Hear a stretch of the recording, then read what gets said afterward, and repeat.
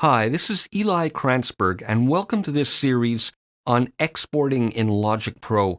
In this series, we're going to look at all the permutations and variations involved in exporting multi-track projects for the times that you need to get your material out of Logic and use it in some other DAW or some other studio. Now, to start with, in this video, we're going to look at the simple basics. I have a multi-track session opened here, and here's one track selected, and it's part of a group, but still one track is selected now, even though multiple regions are selected.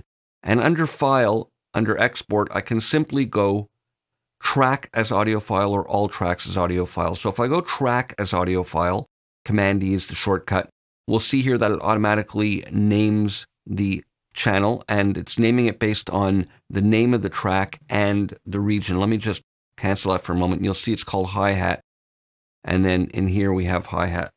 And so that's how it's deriving its name, the automatic name anyway, track name and then region name. So it's a good idea to name your tracks and regions accordingly before you export. So let me just invoke that again. I'm going to hit Command E, and before I do that, take note of the project end length. I'm using a short project here for demonstration purposes, but it's important when you're exporting using these export functions to be cognizant of the length of the project, and you can drag the end marker, and just take cycle off, you can drag the end marker, just increase to 45 over here, and shorten it that way, or you can do it right here by double-clicking and enter a value there. So with that done, let me hit Command E again, and there we see the track name, region name, and we have some fairly self-explanatory settings here. We can choose which format that we want to save it in, the bit depth, and multi-output software instruments. We're going to look at that separately in another video, so let's ignore that for the moment. But we can optionally include or exclude any effects plugins that are on the track. And if you're using third-party plugins that might not be available in the destination setting that these files are going to be imported into, then you might want to include it as a way of printing your effects. On the other hand, if you're exporting to mix somewhere else, you probably want to bypass these and give clean tracks to wherever you're going to be sending them to. Include audio tail automatically adds some length to the end of the exported track when necessary if there's, let's say, delay or reverb tails that go on beyond the end of the last region. We can optionally include or exclude volume and pan automation, and there are two considerations to be aware of with this feature. First of all, plug-in automation will always be included regardless of whether this is enabled or not. And secondly, your initial volume setting on your channel strip will be respected on export when include volume and pan automation is enabled. Even if there's no automation, the initial fader value will be taken into account. When it's disabled, it's exported at 0 dB nominal unity gain. And for normalization, which means automatically raising the level of the exported file or files so that the loudest peak is hitting 0 dB, we have three options. We can have off, which I personally like. It's the safest in terms of not messing with what you've recorded, meaning there's no normalization and the files will be exported at the levels that they're at. Overload protection only, meaning it's only going to normalize if the peaks are hitting higher than 0, so you don't get any distortion, which is a good safety measure, but if you've done your work properly, you don't need it. So you may or may not want that. And optionally, we can have it on so that it does normalize the files. I'm going to leave it to overload protection only for now. And we can optionally add this to the audio bin within the current project, which I'm not going to do for the moment. So let me hit save, and it exports it really quickly since it's only one file. And if we look in the Finder in that exports folder, we'll see there it is with the track name and file name. So let me just delete that. We don't need it for the moment. Now let's look at exporting multiple tracks. So you'll notice in this session I have some tracks with regions on them, and I have, for example, multi-track drums here. I have them going out to a bus. If we look in the mix window over here, we'll see that I have these routed to a drum bus, and I have them routed to another drum bus for parallel compression, another drum bus for some room ambience, and I have, etc., various buses set up. So let me hide that. You'll see that I have these buses in the main window over here. Now, by doing this, it means that these will be exported as well, so that when we're exporting, again, depending on your needs, if you want to export your mix as it's sounding now and you're using a lot of buses in your mixing, then put them in the main window here and the output of these will be exported as well. But if you want to export raw tracks, then you don't need these over here.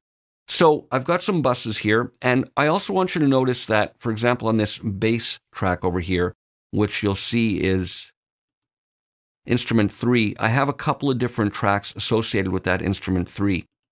and some have regions on them, some don't. But the point is that whether this is muted or not, when you export this track, you'll hear the region that's unmuted. And if multiple regions are unmuted altogether, they won't be summed. You'll hear the one that's playing on the lowest track in the track list, or whichever region is starting later in time. And it's the same for this keys track. They're all on instrument 2. There are 3 tracks. We'll hear the unmuted region, or the lowest one, or the one starting latest. And this one, which is instrument 4, is empty. So let's export all tracks. I'm going to go under the File menu, and we'll go to Export All Tracks as audio files. And here in the name field, they'll be named automatically based on the channel strip name. So we have the same options here. I'm going to leave these as they are. We've went through them already. And I'm just going to hit Export. And it'll take a bit longer since there's more tracks to export. And it's going to go through it a few times. It's just the process that Logic takes to go through these. There it goes through the second time and third time. And we're done. So if we look in the Finder now, we'll see, let me just go to List View, we'll see that we have all these tracks here. We have the overheads, which is a bus track. We have a track for it over here.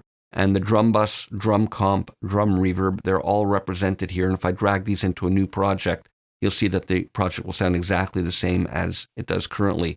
And for the keyboards, we have keys. That's what the channel strip is called. And they're all on 1. And same thing for the electric bass. There it is. They're all on 1. And the organ track, we have nothing. Since there was nothing to export, it omits it. And the stereo output is omitted altogether, being the main output. So let's say I hit T2 to get my pencil tool. If I put a little region on here, even though it's empty, and I go to my export window, we'll see now that there's 14 tracks to be exported. And let me just delete that one and create one on the stereo output, and you'll see now that in that export window, we still remain at only 13 tracks since it ignores anything on the stereo output. Now I'm going to end off here. These are the basics for exporting one track or all tracks.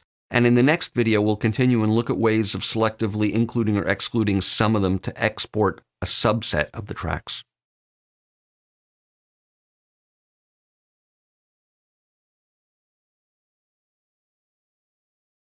In this video, we're going to look at a couple of ways of excluding tracks from being exported so that when you want to export only some of them, you don't have to do them one at a time. Now, I've reduced my project here. I've got 1, 2, 3, 4, 5, 6, 7, 8, 9 tracks over here, plus the stereo output. And you can see they're numbered 1 to 9. And if I go Command-Shift-E to export them all, we'll see we have 9 tracks to be exported as we would expect. Now, one thing we can do is take the power button off. So if I turn off, let's say, the click track, and go to export, we'll see now that we have only 8 tracks to be exported. So that's the simplest way to exclude specific tracks from being exported. There's a couple more removed. Now I have 6 tracks to be exported. Now, if we use the mute button, it won't achieve the same thing. For example, now we're back at 9. We'll see 9 tracks to be exported. And if I just mute some of the tracks like that and go to the Export All Tracks window with Command-Shift-E, we'll see the number is still at 9. So let me unmute those. So that won't work. And the other thing that doesn't work is hiding tracks. Let's say I just hide a couple like that, and I'll hit H. And we go Command-Shift-E to export all tracks. We'll see that we're still at 9 tracks. So let me hit H to reveal those. And we'll continue with one other method. So power button is the simplest. The other thing we can do is pack some regions into folders, and good old-fashioned folders, and those will be excluded as well. So if I right-click and go under Folder and go Pack Folder, so for example, I have these in here, I should now have 1, 2, 3, 4, 5, 6 tracks to export when I hit Command-Shift-E. And there we go, 6 tracks to export since it excludes old-fashioned folder tracks. I'm going to hit Command-Z to undo and get back to our original. And I'm going to end off here. It's a short video, but an important one. If you have a big session and you want to exclude specific tracks from being exported, yet still be able to do them all at once, the power button or packing them into folders is what's going to work for you. We'll see you for more in the next video.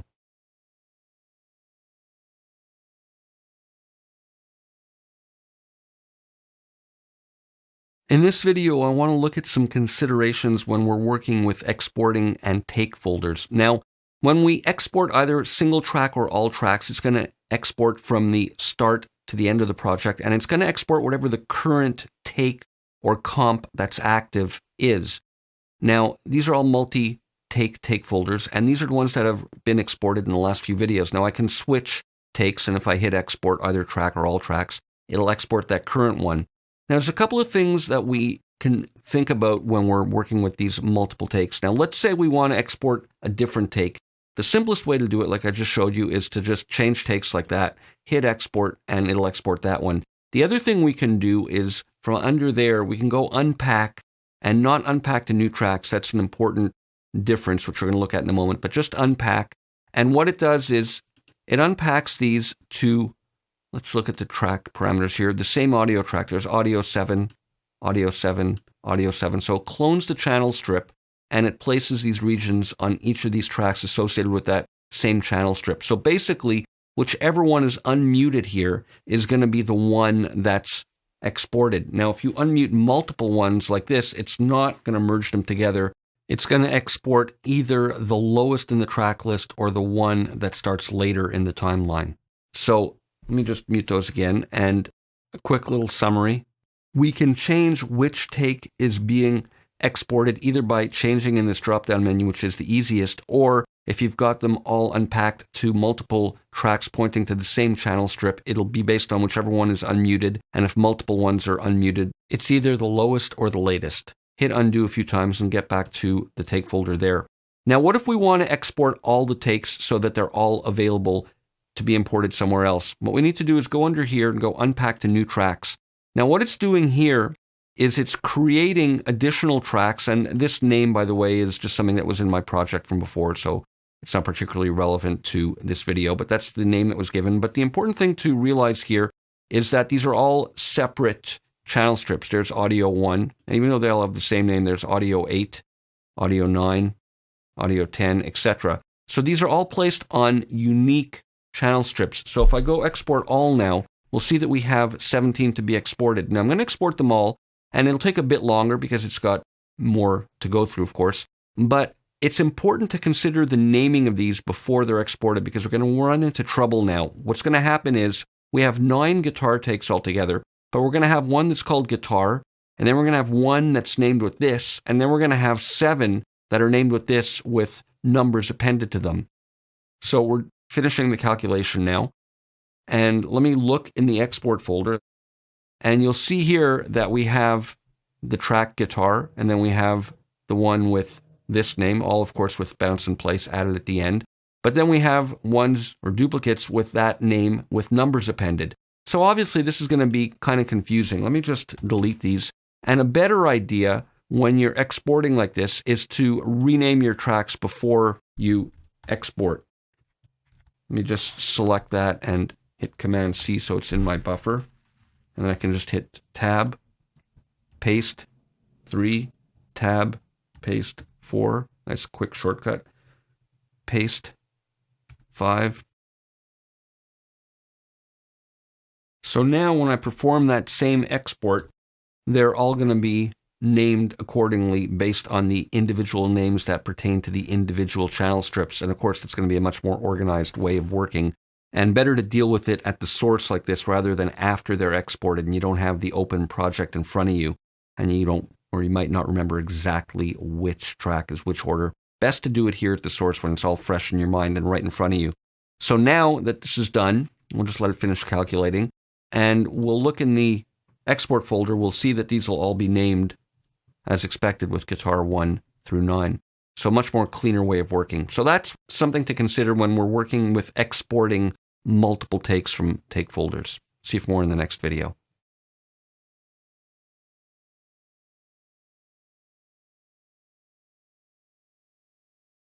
In this video, we're going to explore exporting and track stacks. Now you see in front of you a small project with 7 tracks and they start at bar 3. One of them starts a bit later.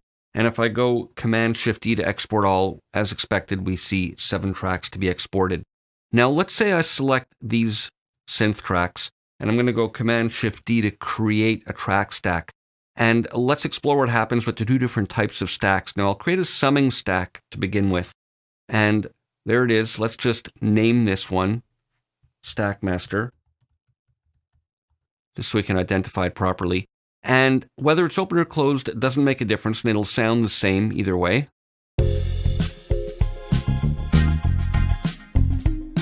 Whether it's open or closed, when I hit Command-Shift-E to export, we now see 8 tracks to be bounced. Now let me bounce them out. I have a little folder on my desktop set. I'm going to just leave these at the defaults for now. And it's exporting 8 tracks, and the additional track is this stack master track, which will act as a kind of submix of all of the tracks contained within. So as you know, when we look in the mixer with track stacks, what happens is when you create one, all of the tracks within the stack are routed to a new unused bus, and then that bus is set as the input to the stack master track. So now what's going to happen when we import this into a new project, we're going to get all the individual tracks plus the submix on the stack master track. Let me close this. I'm not going to save the changes. And there are our tracks that we've just exported, and you'll see the stack master track. And I'm going to hit Command-Shift-N to open a new empty project in Logic Pro X. And let's just resize this and drag them in.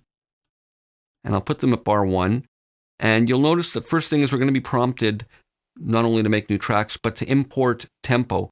And that's because when we export tracks, the tempo information is exported with them. So let's look at what happened here. We have them all starting at bar 1, as we already know when you export the track from the beginning till the end of the project. And they all start at bar 1, but the music starts at bar 3, and this one starts a bit later. So if we listen, it'll sound the same, except that the track stack is going to sound louder because it's being doubled.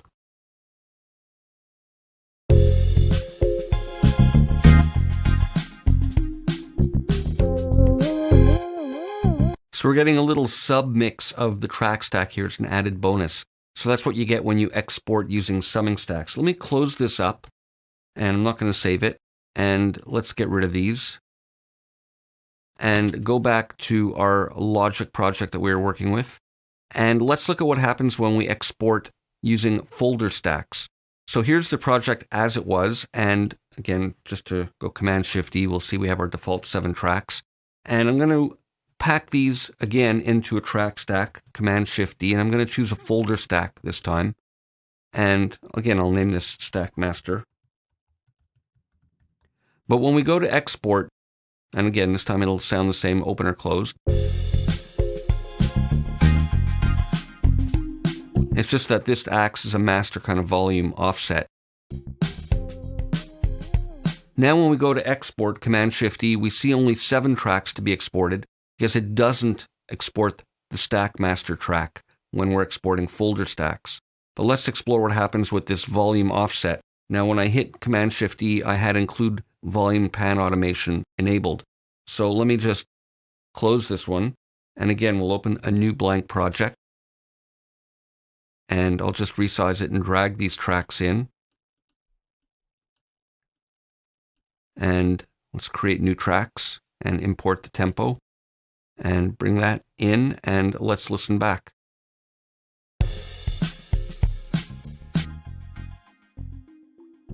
So the good news is that the volume offsets that you set in the stack master track in a folder track are respected when we use this include volume pan automation. So we don't get the actual stack master submix like we do with summing tracks, but we do get the benefit of that volume offset.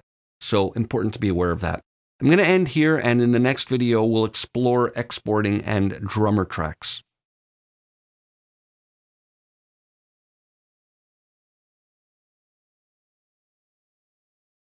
I've got a project here with a drummer track in it, and I've switched the regular default drum kit with a producer kit with the plus at the end. Let me hit Y to shut this down. And that means that we get a special kind of track stack where we open it up and we get all the different sub outputs. And as we know from Drummer and Drum Kit Designer, when we look in the mixer, these are all routed to a unique output, and then that output is set as the input of the stack master. So it's kind of like a summing stack like we saw in the last video. However, it functions differently.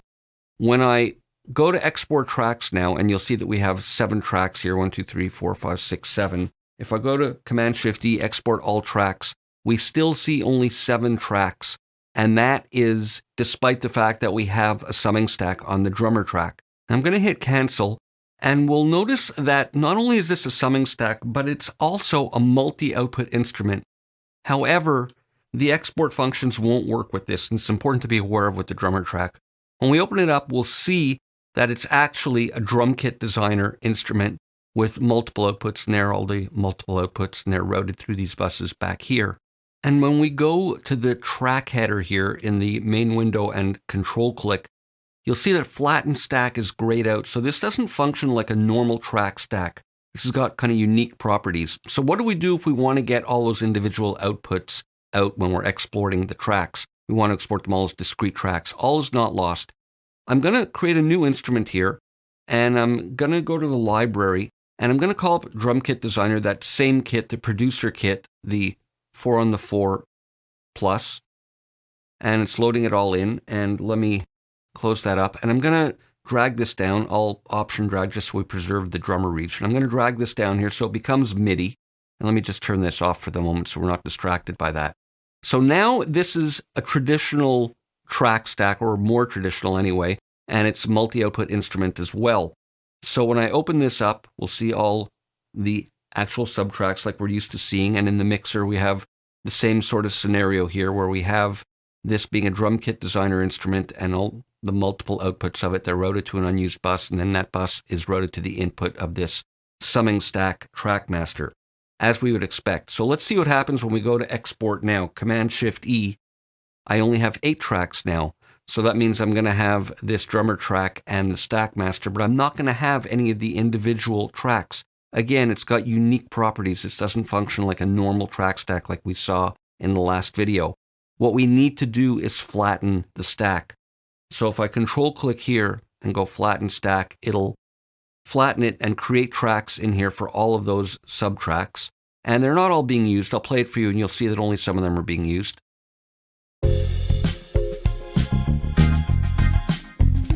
Kick in, kick out, room A, bit of leakage, etc. So now when I go to export tracks, I have 10 tracks to be exported. And if I go to 1 file per track, it stays the same. 1 file per instrument stays the same. It's ignoring the fact that it's a multi-output software instrument. So let's go like that and hit save. And it's exporting it now to my little export folder that I have opened up on my desktop. And when we look in there, we're going to see the tracks that are created based on all of these that are being used. So let me hit hide. There we go. So now we see the room mic, the leakage mic, kick in, kick out, etc. All those different subtracks. It is a little bit cumbersome, but you're guaranteed to get what you need. I'm going to end off here, and in the next video, we'll explore exporting and multiple output instruments in more detail.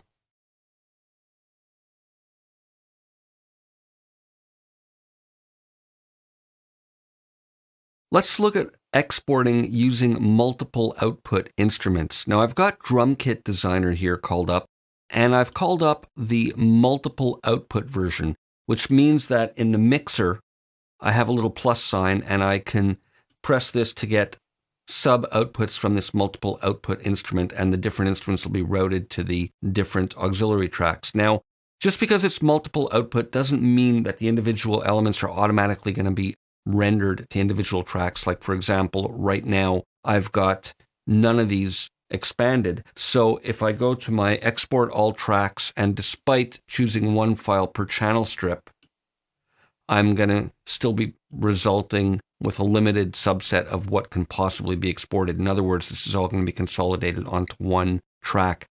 And if we look here in the export folder, let me just hide this for a moment. We'll see here that we have Modern Maple Kit all as 1 instrument. So let me delete that and let's go back to Logic. And if we simply expand the instruments here, like that, and I'll play them for you, and you'll see that not all of them, but many of them will be being used.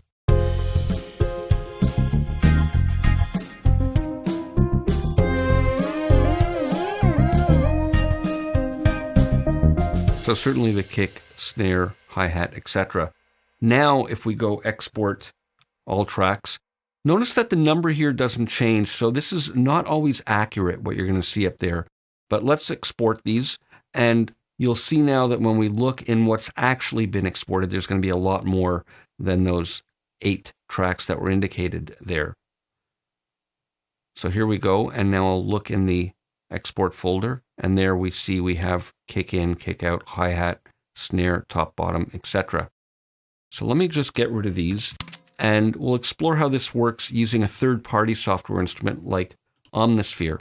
Now here, I've got an instance of Omnisphere loaded in, and same thing here, I've loaded in the multiple output version, and I'm using 3 of the subchannels in it, 1, 2, and 3. And in the mixer here, you'll see that they're all routed to, or those first 3 anyway, are routed to separate outputs. So again here, when I export, just because I choose export all tracks and because I enable this over here, it doesn't mean I'm going to get them. It's necessary that in the mixer, we actually open up and create those multiple output subchannels. So for example, let's listen and look here.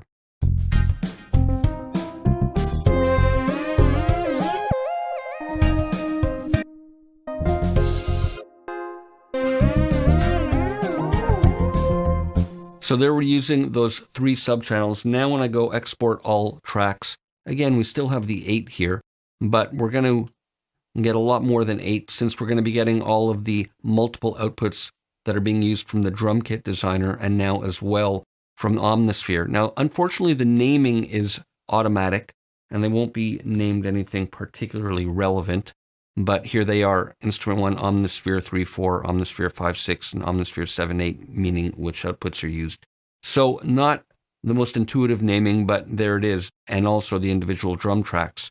Now, if you want to have more significant or relevant names going on for those multiple outputs, we can do like what's automatically been done for the drummer is name these auxiliary tracks here. So for example, I'll call this lead A, lead B, chords.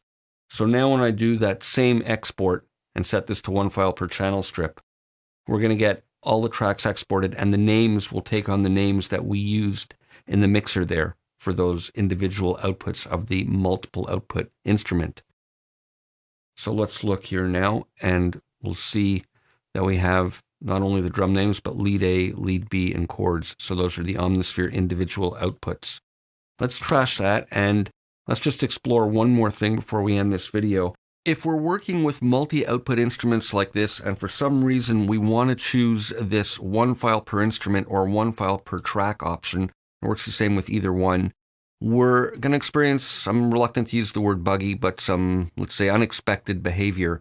And that is that the 2 multi-output instruments here, the Omnisphere and the drum kit designer, are going to be merged into 1 file, which is not what you want, and it's called Omni Lead, but if we listen to it, you'll hear that it contains both the drums and the Omnisphere parts.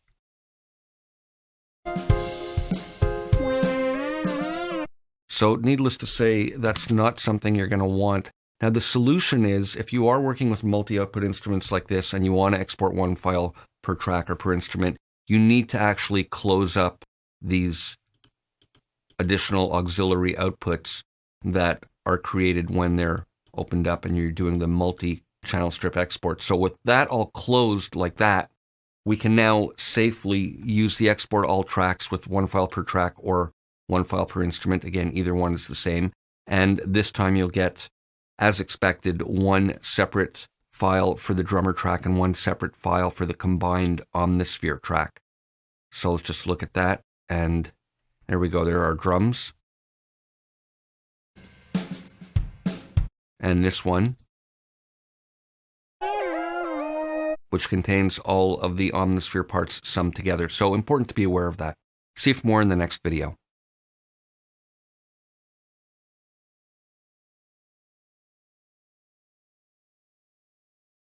Exporting tracks works with Flex, no problem, as you would expect.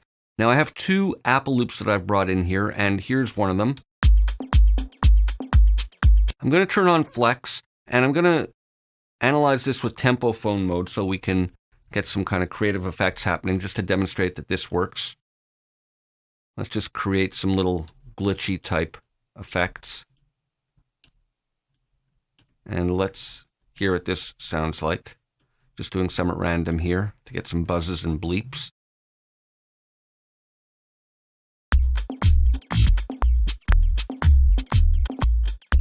So that's working. Let's make some extreme changes just to really dramatize the effect. So that's working fine. Now, if I export that as an Apple loop, it'll work as expected. Let's try and export that, and I'm just going to go Command E to export the single track, and we'll now see that if I look in the export folder, we'll hear that it's applied those flex changes.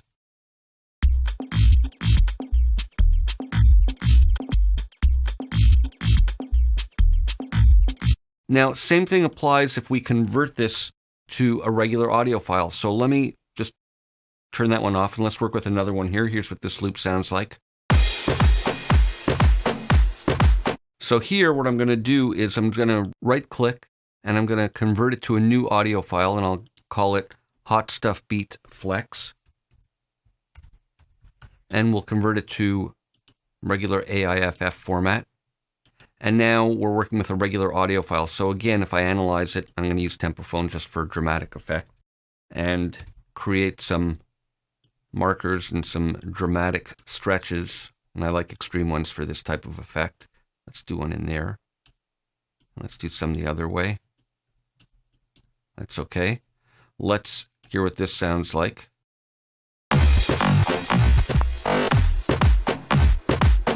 Great. So now if I export that, and remember this is a regular audio file now. Let's select that one. There we go. Export that. It's a regular audio file, and it's taking on the track name here. That's why it doesn't say flex, but let's just leave it like that for the moment.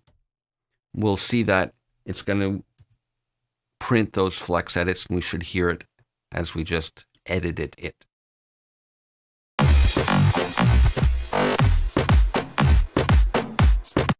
So flex edits work with exporting tracks, whether we're working with Apple loops or with regular audio files. Let's see what happens with flex pitch. Here's a short vocal phrase with a little drum loop in the background. There's so much more I wanna say, so much more I wanna know. Now I'm going to open it up in the audio file editor, and we see it there, of course, and let's do some really dramatic changes.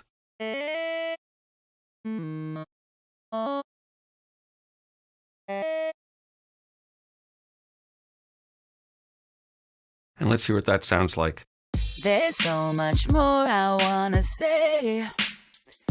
All right, so now if I export that, and I'm going to just leave that name.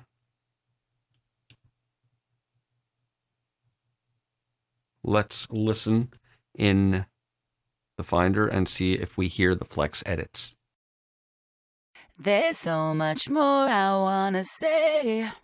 Now let's see what happens if we turn off flex pitch before we export. So with this off, we're going to suspend all the edits, and we should have our file sounding as it did originally. There's so much more I wanna say. And let's try exporting that one now, and I'm going to call it O2. And let's listen and hear in the Finder how that has been exported now. Here it is, O2. There's so much more I wanna say. So the verdict is that exporting and flex is all good, and whether you have it on or off here will get translated accurately when you're exporting. See you for more in the next video.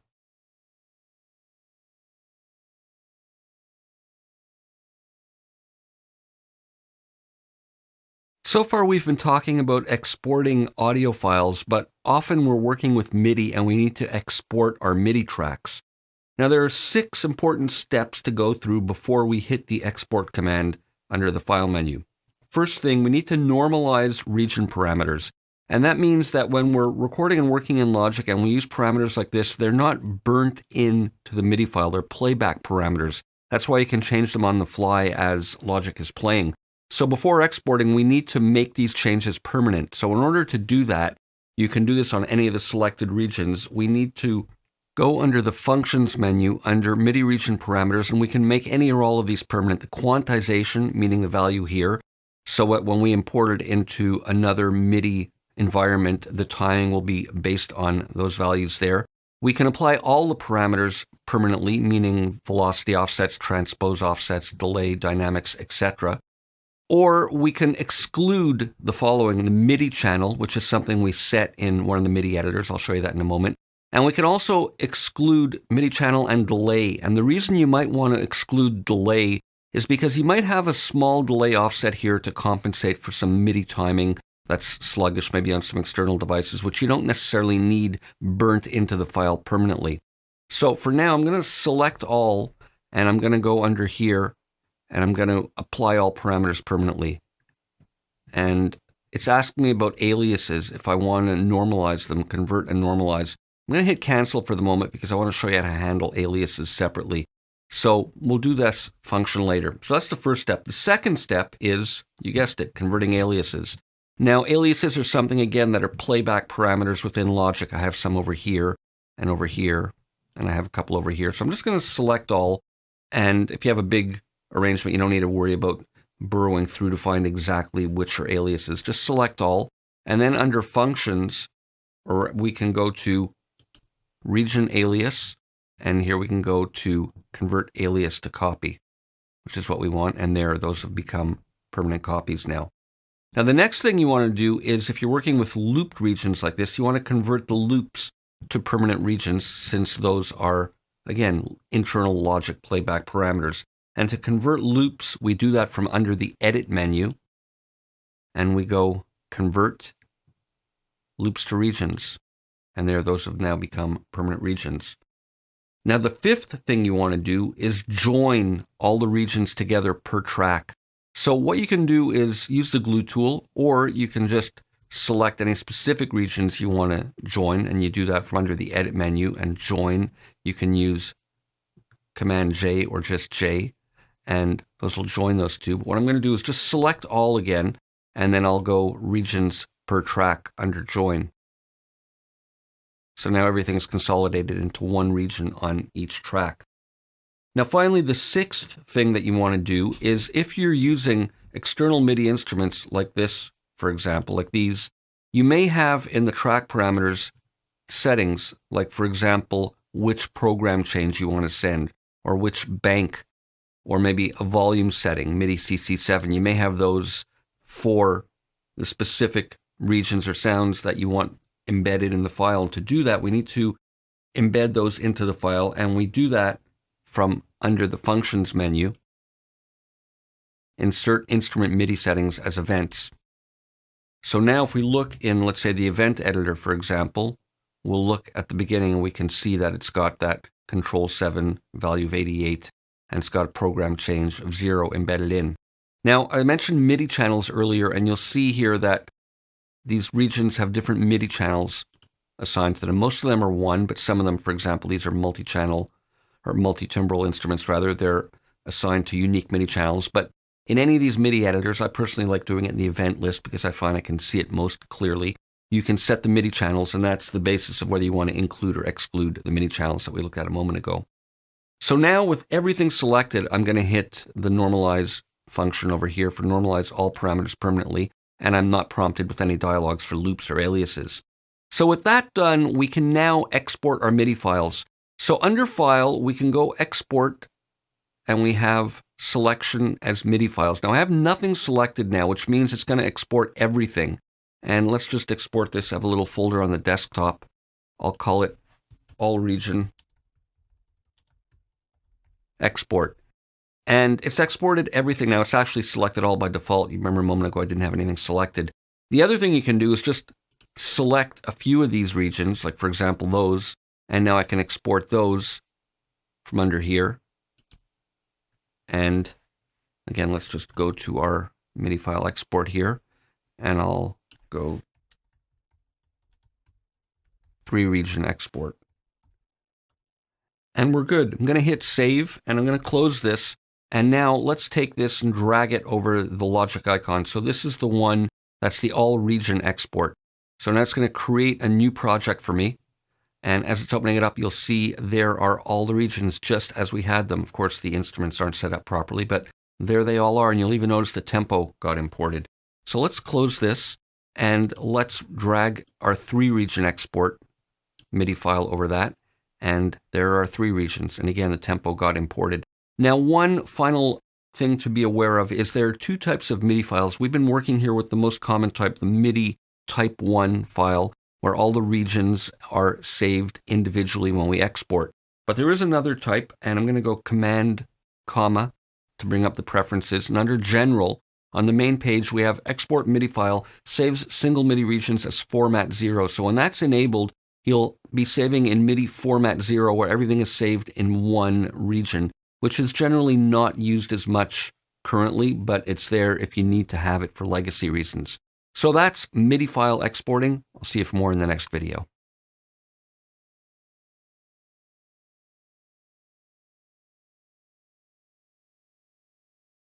In this, our last video, we're going to look at some alternate ways of getting audio out of Logic. Now, I've got a little arrangement here with some MIDI regions, and they're playing back on instrument tracks that have external instruments, and they're set to trigger through the MIDI destination port here, the IAC driver, the inter-application communication driver that I've set up in the Audio MIDI setup utility, and they're triggering, let me just hide this for a moment, in standalone mode I have east-west play. And here in my settings, you'll see that I'm set to play on core audio and my MIDI is set to receive on the IAC driver as well as others. And I've got 4 parts loaded up. I've got this one on MIDI channel 4, got some cellos on 3, some violas on 2, and some violins on 1. So when I play this, we're going to hear it fine. And that works and sounds fine. And even if I play them back on just regular good old-fashioned MIDI tracks that are set to go to the IAC port over here, we'll still hear them the same way. The problem is when we look in the mixer, there's no activity. And that's because the actual audio is being generated outside of Logic. Now, if I go to export all tracks as audio files, as expected, it's going to show nothing to bounce. However, if these are on instrument tracks using the external instrument plugin, like I showed you a moment ago, and I go to that command, I'll go Command Option E, it's going to show 4 tracks to be bounced, but in reality, nothing is actually going to be bounced. So the only way to export audio, if this is the way you're working, is to look for a third-party solution, something like Soundflower, which doesn't work in OS 10.10 and higher, but something like that where you can route audio out of one application back into Logic. It's got to be in Logic's audio stream, and then you could maybe set up an aux track receiving that input and export it that way. Otherwise, you're out of luck. Now, I'm going to look at some other alternate export workflows in this video. And the first one we're going to talk about is bouncing a track in place. So here's a little project, and let's say I want to just get this one track out of Logic to bring somewhere else. We can go under File, and in addition to export, we have bounce. So I can bounce track in place. And here we get a different dialog box, but it has a lot of the same parameters. First, we name what the file that's going to be generated is going to be called. And by default, it has BIP added for bounce in place. But we can actually have it create a new track or replace the track within Logic. These functions are mainly meant for when you're working within Logic to replace what you're working with a new audio file within Logic. But it can also be used to get audio out of Logic since it is generating another audio file. You can go into your audio files folder and get it from there. So we have that, and then we can include multi-instrument outputs. We can bypass effects plugin, include or exclude volume automation, normalize. Nothing we haven't seen before, but it's another way of getting tracks rendered to audio that you can then grab and move. Now the other thing we can do is bounce all tracks in place. Let me just select all, and under bounce, we have track in place and replace all tracks. And if we do that, I'll do it just for a moment just to show you how it works. It's going to replace all of the tracks in here with newly created audio files. So not only does it update your Logic session, but it's also going to create new audio files for everything that you've got here. It's calculating. And then you can go into your audio files folder and grab them. So another way of generating audio files. Now, the other thing we can do is bounce regions in places, specific regions. So let's say, for example, I'll just make some cuts in different places over here. And let's say we want to just get out a specific region, like maybe just this one. We can go under File, Bounce, Regions in Place. So we do that and we get a similar dialog box. We can have it, put it on a new track. We can leave the original as is. We can mute it or we can delete it. And the same settings. But again, the idea here is that a new audio file is going to be generated that you can then grab to bring to wherever you need it. So in this case, it's going to be based simply on a region. And if you select multiple regions, like for example, let's say I select these together here, or maybe I'll include the drum kit, and I do it. And by the way, we can also get to it from the right-click menu under Bounce in Place. But I'll do it from here for now. With those three selected, we can go Bounce Regions in Place. And it's going to create, I'll call this Merged. Because what it's going to do is create one new audio file. Even though we've used three source regions, it's going to render a kind of little submix of those three. So convenient to use if that's what you want to do, but important to know about it. If I solo this now, we'll hear those three together. So there are some drums and some gated synths, etc. Now another thing we can do is export region as an audio file. Now this is similar. Rather than bouncing in place and placing it in the Logic session, we can export it as an audio file. So again, let's say I'll make a cut here, and I want just this little bit as an audio file. What I can do is go under File, and under Export, Region as Audio File. So now we have the familiar export dialog box that we're used to seeing with all the familiar parameters. But the idea here is that it's going to be just a specific region. Now, another thing we can do to get files out of Logic is to move them rather than create new files. So we can move them a couple of different ways. Let's say I want to move this file, and even though I have this cut here, it's going to move the whole file, not just this one region. I can right-click and go under Export, Move Files. And it says one file selected. And when I hit Move, I'm prompted with a file dialog box asking me where I want to move it to. Now, here, for example, this, let's say I'm going to cut this up and create several regions from this. If I select all these regions, and even if I move them around, they're non-contiguous, it doesn't matter. Let's say I select them all and now right-click and go Export, Move Files. It's still prompting me with only one file since it's one underlying file. Now, another thing I can do is move and manage files from the project audio folder. So let me hit F to open up the browsers over here. And under here, we've got a lot of audio files in this folder. I can select one of them and I can go from here and go Move Files. So this will move it, and here it's showing two. Because I have something else selected, you need to select the underlying region. Let me try that again. Move Files. And there it's one to be moved. So another way of getting it out of Logic. Now let's say you want to get some files out of Logic in another format. I'm going to select this one. And what we can do is choose the copy convert function, and that allows us to copy the file, place it somewhere else, but we can also change the format. Maybe we need it in a different file type or a different bit depth or sample rate. So that's one way of doing that. Now there's another really nice way of establishing new files to get out of Logic, and that's using the join function. Now let's say I select a couple of these over here, and I'm going to go under Edit, and I'm going to go join these regions. Now, because they're from different files, I'm going to be prompted to mix down a new audio file. Now, this simple little dialog box has a couple of cool functions. It's a great way of converting stereo files to mono, or mono to stereo when you're mixing down mono files. And the other thing it does is it'll render flex edits. So if you're doing some flex time editing, this is a way of making your edits permanent, which might serve your workflow if you need to do something like this. So important to be aware of.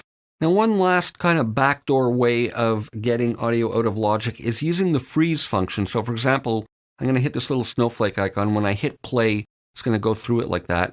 And it's just created a freeze file. And that creates a 32-bit file, which isn't that useful for within Logic, but good to know about anyway. And if we look in the browser and we go to all files and we look in the actual project folder under freeze files, we'll see that there's the file. And it's only a temporary file. If we take that off, and then replay it, it'll eventually disappear. So those are some tips and ideas on how to export from Logic. I hope you've picked up some useful information. This is Eli Kranzberg signing out. God bless. Enjoy Logic. Have fun. Make great music.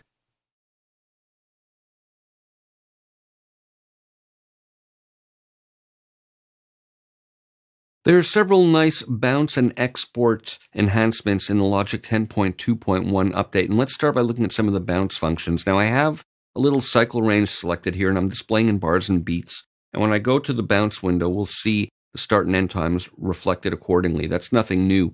What is new is that if we're working in a non-musical grid in absolute time, and with that same selection, if I go to the bounce window, we'll now see the times reflected in absolute values. So that's a nice new improvement. Let me just switch back to musical grid. Now, another nice thing is we can bounce several tracks out at once. So for example, I have these 3 tracks selected. And if I go under the file menu under bounce, I have tracks in place, and we'll just leave the defaults for the moment. We'll let it bounce through, and we'll see that those 3 tracks, keys, bass, and sax, are going to be bounced in place. And there they are. The originals were muted. And there's the new ones, easy keys, fretless bass, and alto sax. I'm going to hit undo. So that's great that we can bounce multiple tracks like that. Now with summing stacks, we have the same thing. Here's a drum subgroup, and I can select individual tracks within here, and I can do bounce in place like that.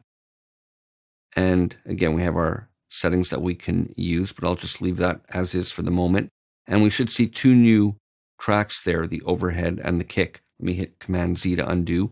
But the other thing is we can select the stack master and bounce that, and it'll bounce a mix track in place of the entire summing stack, everything that's routed to it. So we have 2 ways of doing it, where we can bounce in place and sum a mix of everything that's coming there. There it is. And you can see here all the content, or the individual tracks within the track stack.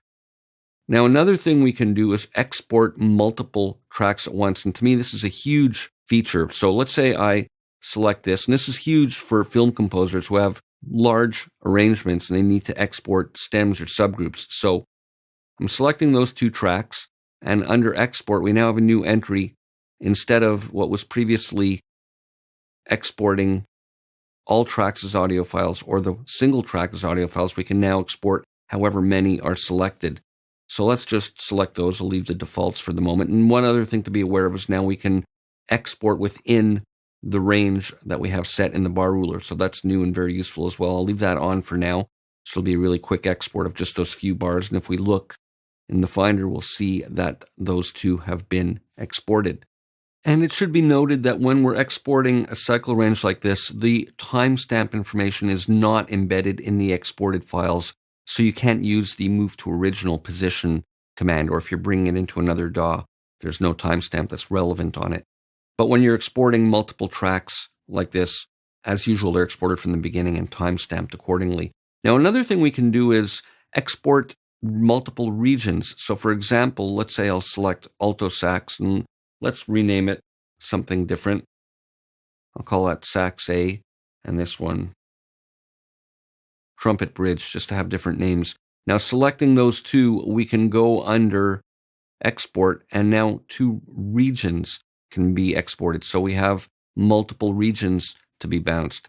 And the limit export range is disabled here because it's based on region lengths, not on any other criteria. So let's do that, and I'll just save it to the default location. And now, again, if we look in the Finder, we'll see that they've been exported, and there's sax A and trumpet bridge. And if we play them, we'll see that it's not bounced from the beginning the way tracks are, but it's really just those regions that are exported, and they're based on the actual content of the region and not the position in the song. So that's great. We can export multiple regions, we can export multiple tracks, and we can bounce multiple tracks, and we can bounce summing stacks 2 different ways. So those are some of the new updated features in the Logic 10.2.1 update.